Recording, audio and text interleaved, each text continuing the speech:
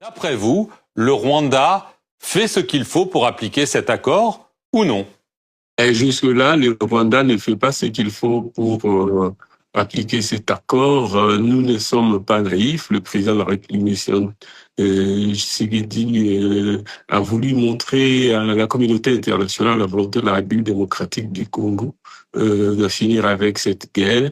Il a beaucoup voyagé. Et lui, il a opté pour la voie diplomatique. Nous ne sommes pas naïfs. Et si le Rwanda veut la guerre, ils vont l'obtenir. C'est ce qui fait d'ailleurs que son gouvernement, le gouvernement que dirige Jonathan Tshibala, s'est préparé. Nous avons un budget qui finance la guerre pour les 5 prochaines années. Nous avons mis de côté et nous avons prévu 5 milliards de dollars pour financer la guerre et nous pensons pouvoir être en mesure de continuer à défendre notre patrie en mettant en mouvement les moyens financiers dont nous disposons pour engager la guerre avec les Rwandais. Si les Rwandais ne veulent pas, comme on dit, qui veut la guerre qui veut la paix prépare la guerre.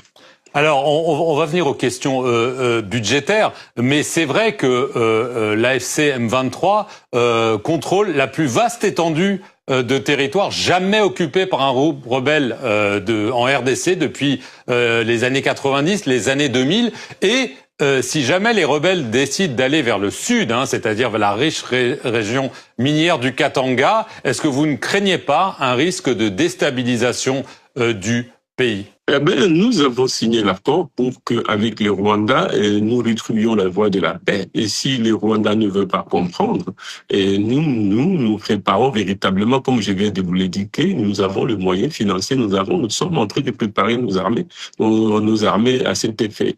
Donc, le Rwanda obtiendra ce qu'il voudra de la part de notre pays.